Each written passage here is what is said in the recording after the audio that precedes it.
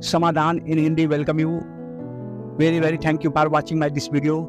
Today I will tell you about the cases of noun. Generally there are 5 cases in noun, but I will tell you about 7 cases of noun. The name of first, nominative case, which is also known as subjective case.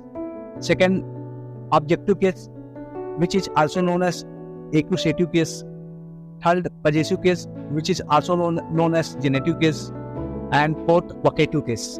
Fifth, case in apposition. Sixth, dative case. And 7, ablative.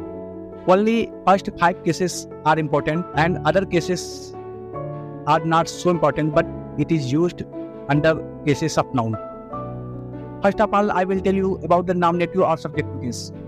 The nouns which perform some action are said to be nominative or subjective. For example, Mohan has finished his work. Raju explained the reason of being delayed.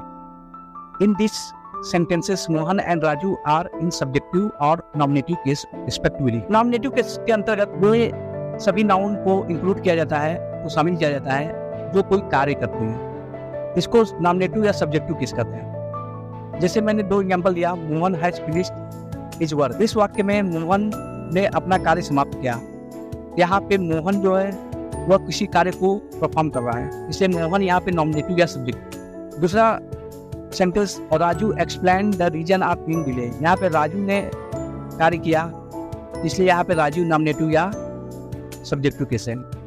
Second, objective case, which is also known as accusative case. There is no need to be confused between objective or accusative case because both cases are the same. Those nouns who are in the form of objects of a verb are called objective case or accusative case. For example, the hunter killed a lion. Mukesh rang a pipe. In the above sentences, a lion and a pipe are in objective cases or accusative case. मैंने 2 उदाहरण दिया objective case को समझाने के लिए. Objective case वह case होता है जिसमें कोई नाउन किसी वर्ब का ऑब्जेक्ट बन जाए. मैंने 2 एग्जांपल दिए थे. The hunter killed a lion. यहाँ पे लायन जो है वह किल्ड के लिए ऑब्जेक्ट है, वर्ब किल्ड के लिए ऑब्जेक्ट है, इसलिए यहाँ पे अ लायन जो है वह ऑब्जेक्टिव केस है. इसी प्रकार मुकेश रैंग अ पाइप, यहाँ पे अ पाइप जो है वो रैंग यानी कि वो जो वर्ब है उसके लिए ऑब्जेक्ट है, इसलिए यहाँ अ पाइप जो है ऑब्जेक्टिव केस है. ऑब्जेक्टिव केस में भी ऑफ 2 टाइप्स. ऑब्जेक्टिव केस 2 प्रकार के होते हैं. First, direct object which are directly related to subject. Second, indirect object which are not directly attached to the subject. यानी ऑब्जेक्टिव केस को 2 भागों में बांटा गया है. एक डायरेक्ट ऑब्जेक्ट जिसका संबंध सीधे सब्जेक्ट से होता है, और दूसरा इनडायरेक्ट ऑब्जेक्ट जिसका संबंध सीधे तौर पर सब्जेक्ट से नहीं होता है बल्कि वह अप्रत्यक्ष रूप से सब्जेक्ट से जुड़ा होता है. For example, she gave me a book. In this sentence, there are 2 objects, me and a book. To identify direct and indirect object, we break the whole sentence in 2 parts. First part, she gave me what gave. Answer, she gave a book. So, what gave is the direct object and whom gave is indirect object. यानी किसी वाक्य में 2 object जब आता है तो उसको समझने के लिए उस वाक्य को 2 भागों में तोड़ दिया जाता है. और अगर पूछा जाए कि वाट, तो उसका जो आंसर होगा वह हमारा क्या होगा, वो हमारा डायरेक्ट ऑब्जेक्ट होगा. और वन गेव यानी किसको दिया, वो मेरा इनडायरेक्ट ऑब्जेक्ट हो जाएगा. यानी कि इसी प्रकार देखिए, सी गेव मी में वाट गेव मतलब क्या दिया, ठीक है, इसका आंसर हुआ अ बुक. यहाँ बुक जो हो गया वो डायरेक्ट ऑब्जेक्ट है. और किसे दिया, वन गेव, तो यानी कि वो दिया मुझे, तो यानी कि हम मी जो हो गया इनडायरेक्ट ऑब्जेक्ट हो गया. इस प्रकार डायरेक्ट और इनडायरेक्ट ऑब्जेक्ट को समझा जाता है. अब नेक्स्ट हम केस की ओर बढ़ते हैं जिसका नाम है पजेसिव केस, जिसे जीनेटिव केस कहा जाता है. Nouns which show position or ownership are said to be in the possessive case or genitive case. Genitive case में भी अब 2 types. First, s genitive. It is used by s or single inverted comma at the end of nouns. For example, Ram's, Mohan's, children's, boy's, home's, warriors, etcetera. Use of s genitive. अब हम yes जीनेटिव का प्रयोग कहाँ कर सकते हैं इसके बारे में बताता हूँ. For 2 different persons. For example, Wordsworth and Milton's poetry. यानी कि यहाँ पे 2 अलग अलग लोगों को अगर दिखाना हो तो हम यस जीनेटिव का प्रयोग हर एक नाउन के बाद करते हैं. जैसे वर्ड्सवर्थ एंड मिल्टन पोएट्री में, मतलब कि इसका मतलब हुआ कि विलियम वर्ड्सवर्थ की कविता और जॉन मिल्टन की कविता दोनों के अलग अलग है, इसलिए दोनों के लिए यस जेनेटिव का प्रयोग अलग अलग तरीके से किया है। राम्स एंड श्याम्स होमवर्क, इसी प्रकार मतलब राम का होमवर्क और श्याम का होमवर्क, इसको भी अलग अलग यस जेनेटिव से प्रस्तुत किया गया। सेकंड है are joint person, for example Ram and Shyam's house, it means house of both. Second the chief minister and common man's opinion, both are the same. यानी कि यस जेनेटिव का प्रयोग हम दो नाउन को जो एक ही चीज पर पोजीशन करते हो, एक ही चीज पर पोजीशन करते हो, उसके लिए भी प्रयोग कर सकते हैं। लेकिन इसके लिए ध्यान ये देना होगा कि यस जेनेटिव का प्रयोग केवल एक बार करेंगे। जैसे राम एंड श्याम्स हाउस, मतलब राम और श्याम दोनों का। The chief minister and common man's opinion, यानी यहाँ पे चीफ मिनिस्टर का भी और सामान्य व्यक्तियों का भी ओपिनियन को शामिल किया गया है, इसलिए इसमें केवल एक सिंगल यस जेनेटिव का प्रयोग किया गया है। और अब हम ओ जेनेटिव के बारे में बात करते हैं, जो उसका सेकंड टाइप है पजेसिव केस का। It is used between two nouns, of genitive का प्रयोग दो नाउन के बीच में किया जाता है। For example house of Commons, warrior of warriors, the queen of England, sister. यहाँ पे ओ जो आप जो लगा है सभी नाउन के बीच में, यह ओ जेनेटिव है। ये house of Commons, warrior of warriors, the queen of England, मतलब इंग्लैंड की महारानी, योद्धाओं का योद्धा, और सामान्य तो हम हाउस ऑफ कॉमन्स। तो ये सब चीज़ों के लिए हम ओ जेनेटिव का प्रयोग करते हैं। अब हम आपको बताते हैं combination of S and of genitive, यानी कि यस और ओ जेनेटिव का प्रयोग भी एक साथ किया जा सकता है। The queen of England speech, यहाँ पे देखिए the queen of England speech, यानी कि इंग्लैंड के बाद यस जेनेटिव का प्रयोग किया गया है और क्वीन ऑफ इंग्लैंड के बीच में ओ जेनेटिव का प्रयोग किया गया है, यानी कि यहाँ पे इंग्लैंड के महारानी का भाषण। क्या है? The prime minister of India's aeroplane system. इसी प्रकार मतलब कि प्राइम मिनिस्टर ऑफ इंडिया, मतलब भारत के प्रधानमंत्री का एरोप्लेन, ये भी इसमें भी यस जेनेटिव और जेनेटिव का कॉम्बिनेशन देखने को मिलता है। अब हम नेक्स्ट केस की ओर चलते हैं, जिसका नाम है vocative case. This case which are used to show when you are talking to somebody or something directly, यानी इस केस का प्रयोग हम तब करते हैं जब किसी व्यक्ति को या किसी चीज को सीधे सीधे प्रत्यक्ष रूप से उसको प्रदर्शित करना होता है। For example I know you dear Ram हरियप की हाई वॉइस डियर गिन्नी। तो यहाँ पे देखिए इसको कामा के बाद, जैसे आई नो यू के बाद कामा लगा कर डियर लगा है, तो यहाँ पे डियर जो है वह वोकेटिव केस है। राम हरियप, मतलब यहाँ राम को संबोधित कर रहा है, राम हरियप जल्दी करो, यहाँ पे राम वोकेटिव केस है। हाई वॉइस, हाई गाइज जो है, यहाँ हाई के बाद गाइज जो लगा है, यहाँ पे गाइज जो है वह वोकेटिव केस होगा।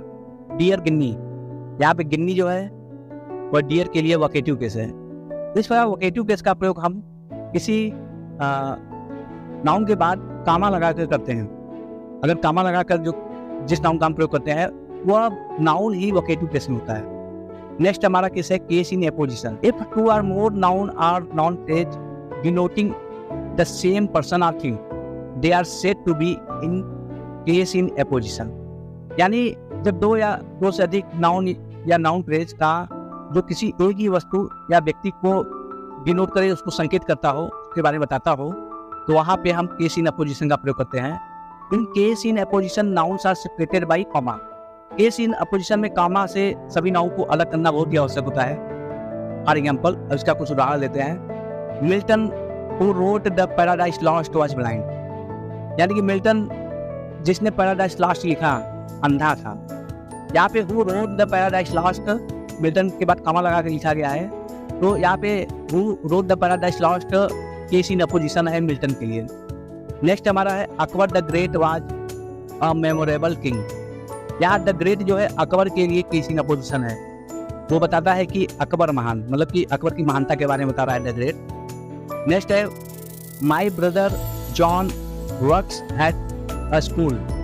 मेरा भाई जिसका नाम जॉन है स्कूल पे कार्य करता है, तो यहाँ पे जॉन जो है मेरे भाई के लिए केस इन अपोजिशन है। The Apple that was given by you yesterday was रॉटन, यानी कि यहाँ पे सेब की विशेषता बता रहा है that was given by you yesterday, तो मुझे तुम कल दिए थे। यानी कि वह ये जो पूरा फ्रेज है that was given by you yesterday या एप्पल के लिए केस इन अपोजिशन है। जो कि सड़ चुके हैं। नेक्स्ट हमारा केस है डेटिव केस।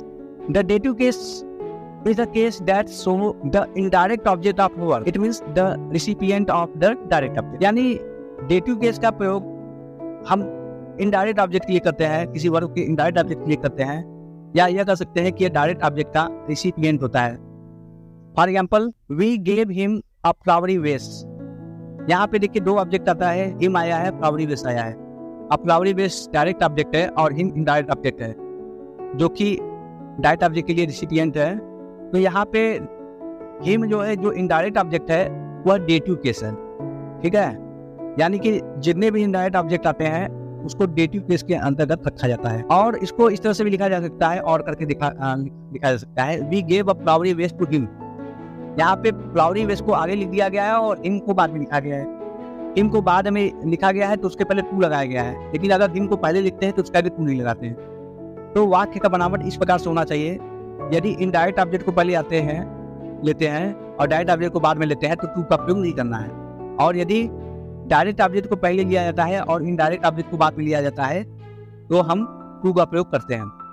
तो यहाँ पे इनडायरेक्ट ऑब्जेक्ट हिम है, वह डेटिव केस है, यानी कि हर परिस्थिति में डेटिव केस इनडायरेक्ट ऑब्जेक्ट ही बनता है। नेक्स्ट है the teacher greeted the student a good wish. यहाँ पे टीचर ने स्टूडेंट को गुड विश ग्रीट किया। यहाँ पे अ गुड विश जो है वो डायरेक्ट ऑब्जेक्ट है और स्टूडेंट जो है वो इनडायरेक्ट ऑब्जेक्ट है। यहाँ पे स्टूडेंट से जो होगा वह डेटिव केस में होगा और डायरेक्ट ऑब्जेक्ट गुड विश है वो डेटिव केस नहीं होगा।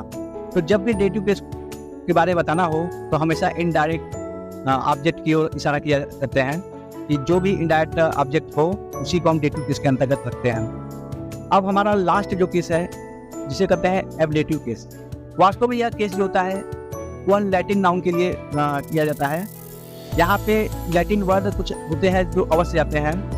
The ablative case endings on a noun tell you the noun is the object of a prepositional phrase in Latin. यानी कि एब्लेटिव केस वह नाउन के लिए होता है जो किसी प्रीपोजिशनल फ्रेज के लिए ऑब्जेक्ट की तरह कार्य करता है, लेकिन वो लैटिन में होनी चाहिए। Some preposition take the ablative case. अब मैं आपको एक टेबल के माध्यम से बता रहा हूँ कि कुछ ऐसे प्रीपोजिशन होते हैं जो एब्लेटिव केस में जिनका प्रयोग किया जाता है। जैसे इसको संक्षिप्त में सिद्ध स्पेस से याद किया जाता है, जिसमें सभी एक एक वर्ड का एक एक मीनिंग होता है। यस का मतलब है सब, आई का मतलब होता है इन, डी का मतलब होता है डी, यस का मतलब होता है साइन, और पी का मतलब होता है प्रो, और ए का मतलब होता है ए अब, और सी का मतलब होता है कम, और ई का मतलब होता है ई आर एक्ट। सभी का प्रीपोजिशन होता है, जैसे सब के साथ अंडर आता है, इन के साथ इन आन का प्रयोग कर सकते हैं, डी के साथ डाउन या डाउन फ्रॉम या अबाउट या कंसर्निंग का प्रयोग कर सकते हैं, साइन के बाद विदाउट का प्रयोग करते हैं, प्रो के बाद फॉर का या in front of, on the behalf of, इन सब का प्रयोग किया जा सकता है। और अब के साथ अवे या अवे फ्रॉम या बाई का प्रयोग करते हैं। कम का मतलब विथ होता है, और ई और एक्स का मतलब फ्रॉम या आउटर होता है। तो इनका ये सब प्रीपोजिशन के लिए ये एब्लेटिव केस का प्रयोग किया जाता है। ये सारे एब्लेटिव केस जो मैंने बताया सीधी स्पेस वाला, ये सारे एब्लेटिव केस जो है वह वास्तव में लैटिन वर्ड है। तो जैसे अब मैं कुछ एग्जांपल दे रहा हूँ आपको, वहाँ पे उसका इंग्लिश मीनिंग मैं बताऊंगा। जैसे सब एक्वा का मतलब होता है अंडर वाटर, सब का मतलब होता है अंडर, और एक्वा का मतलब होता है वाटर। तो सब एक्वा का मीन्स हो गया अंडर वाटर। इन अर्ब का मतलब होता है इन द सिटी ऑफ, अर्ब यानी कि अर्बन से मतलब है। इन अर्ब का मतलब होता है इन द सिटी ऑफ, मतलब शहर में। डेड यू बोला, ये लैटिन वर्ड है, थोड़ा बोलने में भी दिक्कत होता है, लेकिन चूंकि हमारा लैटिन भाषा में कुछ पता नहीं है, लेकिन इसको मैं थोड़ा सा पढ़ दे रहा हूँ। डी ओ का मतलब होता है अबाउट यू, यानी कि डी का देखिए टेबल में, देखिए टेबल में उन सब का अर्थ निकलता है, तो जो अर्थ होगा उसी के हिसाब से उसका मतलब निकल जाता है। और साइन मी का मतलब होता है विदाउट मी, टेबल में देखते हैं साइन विदाउट के लिए होता है। प्रो अर्थ का मतलब होता है फॉर द सिटी, इसी का प्रो अर्थ। अट वाईफाई का मतलब होता है कीप अवे फ्रॉम वाईफाई। कम लेस एट शुगर का मतलब होता है विथ मिल्क एंड शुगर। अट ई टेबलिनो का मतलब होता है आउट ऑफ द स्टडी। एक्स अरब का मतलब होता है आउट ऑफ द सिटी। इस प्रकार हम देखते हैं the ablative endings are o for the टेबलिनो, फॉर द एग्जांपल टेबलिनो, ए फॉर द एग्जांपल होला, इज फॉर द एग्जांपल मैनिस, e for the example of अरबी, इबस आर द एग्जाम्पल ऑफ लेसिबस। यहाँ पे टैबलिनो को इंग्लिश में स्टडी बोला जाता है, होला को हेलो बोला जाता है, मैनिस को लीव बोला जाता है, अरबी को सिटी कहा जाता है और लेसिबस को बोलते हैं द लेक्स। इस प्रकार एबलेटिव केस का हम प्रयोग करते हैं। In this way cases of noun chapter has finished and I hope you understand what I am trying to tell you. I hope you like this video very much. If it is so, please share it among your friends and also like this video. If you are new in my channel, please subscribe my channel Samadhan in Hindi and don't forget to press the bell icon for future updates of my coming video. Now goodbye. I will meet you again in my next video. Thank you very much.